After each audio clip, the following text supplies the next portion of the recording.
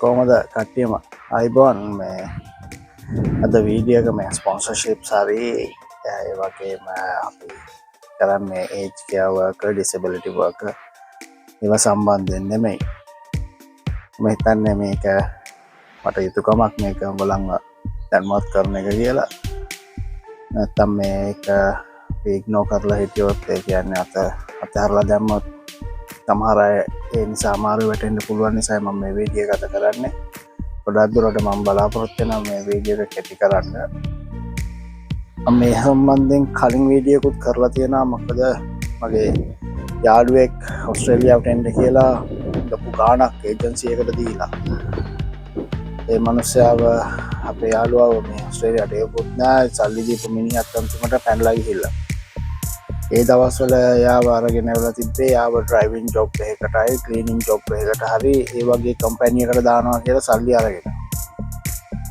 ඉතින් මම දන්නේ කොහොමද ඒගොල්ලෝ ඔය වගේ හොර වැඩවලට සෙට් වෙන්නේ කියලා. මම ඒ සම්බන්ධයෙන් වීඩියෝ එකක් කරා. දැන් මෙහි සීසනල් වර්ක් කියලා තිබ්බට ඒ සීසනල් වර්ක් වලට සිලෙක්ටිව් කන්ට්‍රීස් තියෙනවා. දැන් ලංකාව මම හිතන්නේ ඒ සීසනල් වර්ක් වලට working holiday visa selective country එකක් කියලා. මම දන්න හැටියට අන්තිමට සිලෙක්ට් වුණේ පිලිපීනය. මේ අරෙන්ඩ ගොඩක් වෙලාවට යුරෝපියන් බැක්පැකර්ස්ලා එනවා. ඊපස් ජපනිස් කට්ටිය එනවා, තායිවාන් කට්ටිය එනවා, හොංකොං කට්ටියට එහෙම දීලා තියෙනවා. ඒ වගේම සිංගප්පූර්, මැලේසියන් ඒගොල්ලෝ එනවා. ඒගොල්ලෝ අර කන්ට්‍රි වල තියෙන රේටින් අනුව තමයි ඒ වීසා එක එහෙම ඉෂුව කරන්නේ. රටක් සාමාන්‍යයෙන් දියුණු තත්ත්වයකට ඇවිල්ලා තියෙනවා කියලා ඒගොල්ලන්ට හිතෙනවා නම් ඒ ගොඩක් වෙලාට සීසනල් වීසා ගොඩක් වෙලාට ඉෂුව කරනවා. මොකද ඒගොල්ලෝ බලාපොරොත්තු වෙන්නේ ඕගොල්ලෝ ඇවිල්ලා తాවකාලික පදනමෙන් වැඩ කරලා ආපහු ඕගොල්ලන්ගේ රටට යයි කියලා.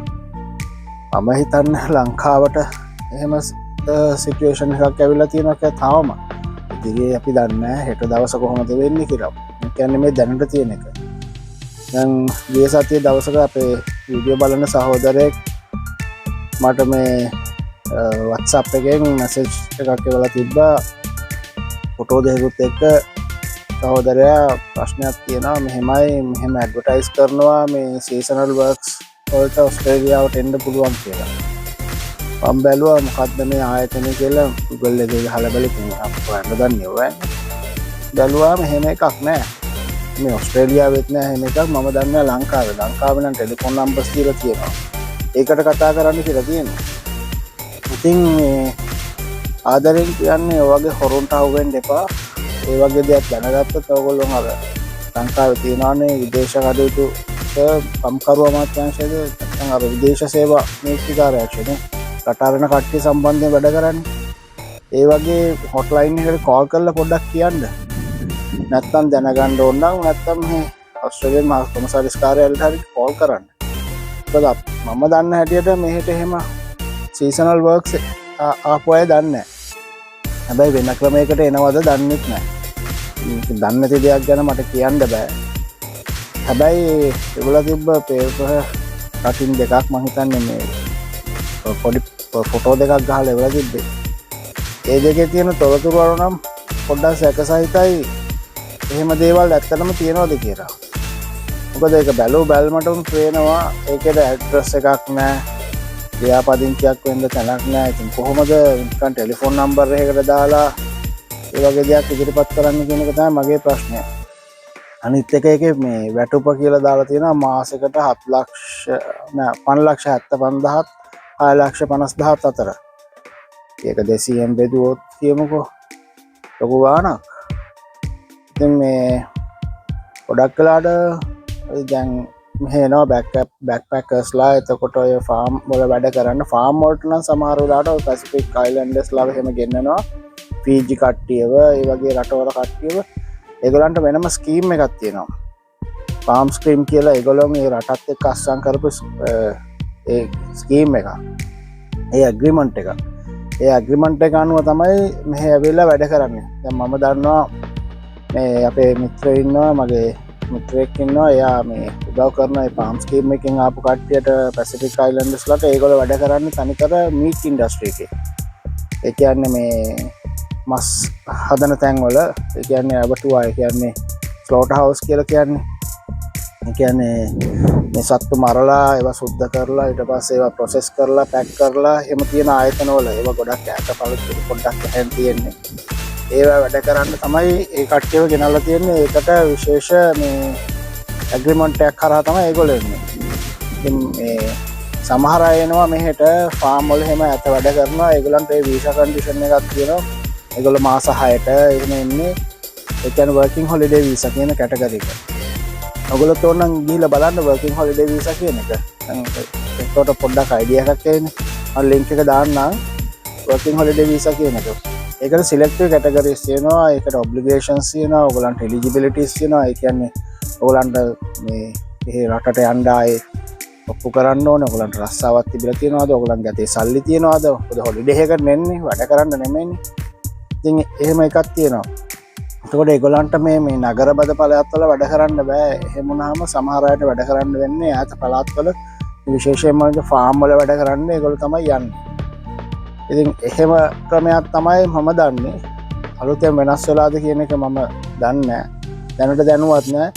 නමුත් ආදරෙන් ඉල්ලන්නේ අපේ සහෝදර සහෝදරියන්ට අනේ කරුණා කරලා හොරුන්ට නම් හවුවෙන්න එපා. මොකද සාමාන්‍යයෙන් මෙහෙට එවනකොට ඒ රෙජිස්ට්‍රේෂන් අංකයක් තියෙනවා. පොඩ්ඩක් අහලා බලන්න ඕන ඉමිග්‍රේෂන් ඒජන්ට් කෙනෙක්ගෙන් අහන්න ඒගොල්ලෝ රෙජිස්ටර්ඩ්ද කියලා. ඒගොල්ලෝ රෙජිස්ට්‍රේෂන් එහෙම රෙජිස්ටර් නම් විතරක් ඒකට පොඩ්ඩක් හොයලා බලන්න. ඒත් අර ලංකාවේ රජයේ ලියාපදිංචි වෙච්ච එකක්ද කියලා ඒකත් පොඩ්ඩක් හොයලා බලන්න. මොකද ඕගලන්ට හොයන්න පුළුවන් එක ටෙලිෆෝන් කෝල් එකක් දෙන්න කියන්නේ.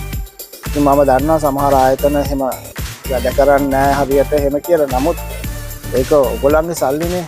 අපරාධ නිකරනේ නාස්ති කරගන්න එපා. එක එක හොරුන්ට දීලා. ඉතින් ඒක තමයි මට පළවෙනියටම දැනුවත් කරන්න තියෙන්නේ.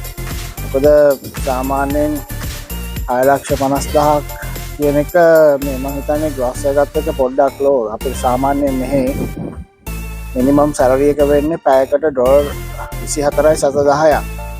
ඒක අවම ඒක තමයි ග්‍රොස් එක. ඒකට ටැක්ස් ඊට පස්සේ එකකින් කපා ගන්නවා. එහෙම තියෙනවා ගොඩක් දේවල්. ඒගොල්ලන්ට සුපර්ඇනුවේෂන් කියලා එකක් කැපෙනවා. ඒ කියන්නේ පෙන්ෂන් ෆන්ඩ් එකක් ඒ වගේ කැපෙනවා. ඉතින් ඒ වගේ ගොඩක් දේවල් ඒකට අයත් වෙනවා. ඒකෙන් සමයයෙන් ඒක මේ වෙන්නේ. ඒ කියන්නේ ඔයගොල්ලන්ගෙන් නෙමෙයි සුපර්ඇනුවේෂන් එක කැපෙන්නේ. 11%ක් ඕගොල්ලෝ වැඩ කරන ආයතනෙන් දෙන්න ඕනේ ඔයගොල්ලන්ට. ඒකට ඒගොල්ලන්ට টপ අප් වෙනවා. 24,710ට තව ඇඩ් වෙනවා. ඒනොට ටැක්ස් එක ඔයගොල්ලන්ගෙන් කැපෙනවා 10%ද 20ද 30ද ඒක බ්‍රැකට්ස් තියෙනවා. ඒ අනුව කැපෙනවා. ඉතින් ඔයගොල්ලන්ට කියන්න තියෙන්නේ දැන් ඔය වගේ හොර ඇඩ්වර්ටයිස්මන්ට් දැක්කාම එකපාරට මේ මැසේජ් කරලා එහෙම දැනගන්න යන්න එපා. මේව කරන්න යන්න එපා. ඕක හොරුනේ. ඒගොල්ලොන් නියම කොන් ආටිස්ලා ඔයගොල්ලන්ගෙන් සල්ලි හොයාගන්න කරාගන්න ආයේ තියෙන ඒවා ඔක්කොම කියයි. ලොකු පොරොන්දු දෙයි. හඳට ගෙනල්ලා හරි අතාරින්නම් කියලා කියයි. ඒගොල්ලන්ට කරන්න බැරි දෙයක් නැහැ කියලා කියයි. ඒ වගේ දේවල් කියන ඉතින් හොරු කොහොමත් එහෙම ඒගොල්ලන්ගේ රස්සාව ඒකනේ. ඔයගොල්ලන්ගෙන් සල්ලි හොරගම් කරන එකනේ. ඒගොල්ලෝ ඒවට හවුවෙන්න එපා. හොයලා බලන්න. අපිට එවන්න පුළුවන් දෙයක් අපි හොයලා බලන්නම්. අර දැන් අපේ සහෝදරයෝ වගේ මම යාට කිව්වේ ඔහොම තියෙන ආයතන වලටම CV එහෙම දෙන්න යන්න එපා. මොකද එතකොට ඔයගොල්ලන්ගේ මුළු දත්ත පද්ධතියම ඒගොල්ලන්ට දෙනවනේ. ඔයගොල්ලන්ගේ මුළු data ටිකම ඔයාගේ නම, ගම, ඇඩ්‍රස් එක, ඩෙන්ටි කාඩ් නම්බර් එක ඔක්කොම ඒගොල්ලන්ට විකුණන්න පුළුවන්. ඒවෙන් ඊට පස්සේ එක එක දේවල් කරන්න පුළුවන් නේද? ඉතින් ඒක නිසා ඒ ගැන පොඩ්ඩක් සැලකිලිමත් වෙන්න. විශේෂයෙන්ම ඔයගොල්ලන්ගේ ඇප්ලිකේෂන් එකක් දෙනකොට CV එකක් ඔක්කොම දාන්න ඕනේ නැහැ. ඔයාගේ නම දැම්මහම ඇති කෙටියෙන්.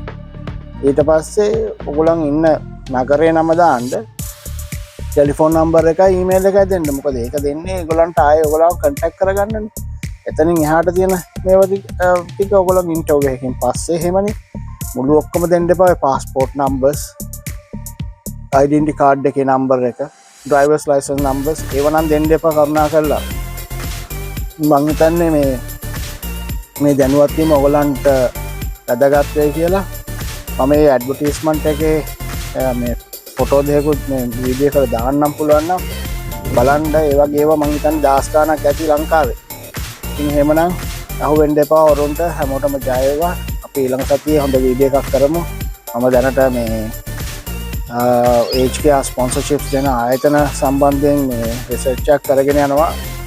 මම ඒ ටික හොයලා ඔයගලන්ට ඒ කම්පැනිස් ටිකේ නමුයි ඊමේල් ඇඩ්‍රස් ටික ඊළඟ වීඩියෝ එකේ දෙන්න බලාපොරොත්තු වෙනවා. එහෙමනම් රැඳෙන්න බොහොම ස්තුතියි දෙන සපෝට් එකට. වීඩියෝ බලන හැමෝටමත් සූති කරනවා එම ඊළඟ වීඩියෝදී හම්බෙමු දැනට ගිහිල්ලා එන්න